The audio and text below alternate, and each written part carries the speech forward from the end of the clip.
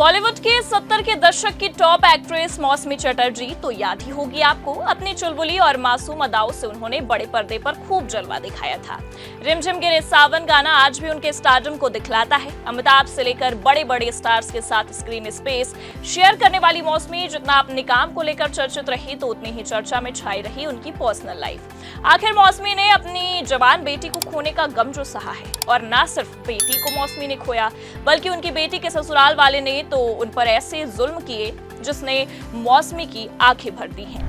मौसमी के बारे में ये बात काफी लोग जानते हैं कि उनकी शादी उस उम्र में हो गई थी जिसमें हर कोई खेल कूद में लगा रहता है।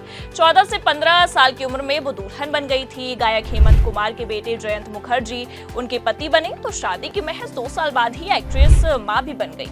2 बेटियों की मां मौसमी का नाम तब विवादों में आया जब पता चला कि वो खुद अपनी बेटी के मरने की दुआ किया करती थी। दरअसल आपको बता दें कि एक्ट्रेस की बड़ी बेटी पायल बचपन से ही टाइप 1 डायबिटीज से पीड़ित थी। साल 2018 से कोमा में भी थी और फिर दिसंबर 2019 में उनका निधन हो गया था। लेकिन यहाँ हैरानी की बात यह है कि जब पायल का निधन हुआ तो मौसमी और जयंत ये जानकर चौंक रह गए कि पायल के देह को बिल ना चुकाने की वजह से मुर्दा घर में ही रखा गया था।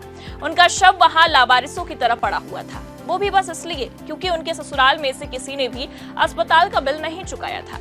एक मीडिया रिपोर्ट के मुताबिक पायल की शादी एक अमीर परिवार में हुई थी, लेकिन वहां उनके साथ अच्छा बर्ताव नहीं हुआ।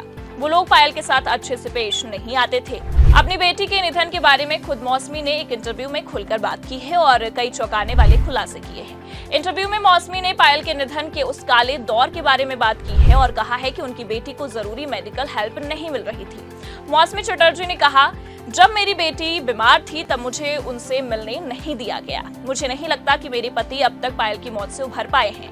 मैं भी अब तक इससे बाहर नहीं आ पाई हूँ। हमारी जिंदगी में ये खालीपन हमेशा रहेगा।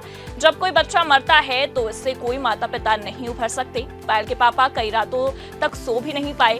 रात में उठकर पायल का नाम लेकर वो रोने लगते। इन बातों को शब्दों में समझा पाना मुश्किल है। मैं उन्हें कहती हूँ ये हो चुका है, अब हम कुछ नहीं कर सकते।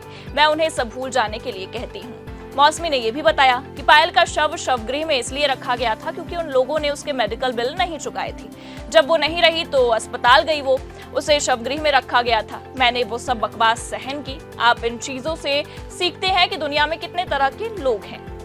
अब आपको बता दें कि पायल की बचपन की बीमारी ही उनके लिए जानलेवा साबित हुई और 45 की उम्र में पायल ने इस दुनिया को अलविदा कह दिया। मौत से पहले पायल 2 साल तक कोमा में रही थी। उन्होंने मशहूर बिजनेसमैन वी.के. सिन्हा से शादी की थी।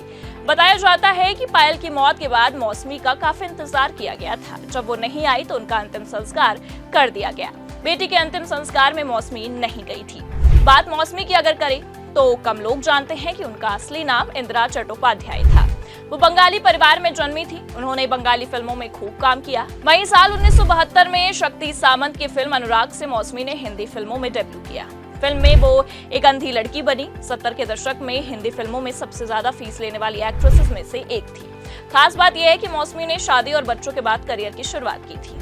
मौसमी चटर्जी ने अपने खास और दिवंगत दोस्त ऋषि कपूर के साथ विजय, दो प्रेमी और आन और शान जैसी फिल्मों में काम किया था। सदी के महानायक अमिताभ के साथ पीकू, रोटी कपड़ा और कमान, मंजिल जैसी फिल्मों में भी नजर आई थी। उन्होंने शशि कपूर के साथ नैना, विनोद खन्ना के साथ कच्चे धागे और विनोद मेहरा के साथ उस पार में काम किया।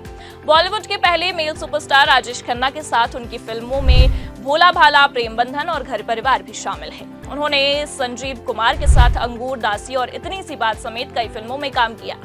एक्टिंग में नाम कमाने के बाद मौसमी ने राजनीति की दुनिया में भी एंट्री ली। चटर्जी ने 2004 के लोकसभा चुनाव में भारतीय राष्ट्रीय कांग्रेस से चुनाव लड़ा, लेकिन वो हार गई। फिर 2019 में वो भारतीय जनता पार्टी में शामिल हो गई।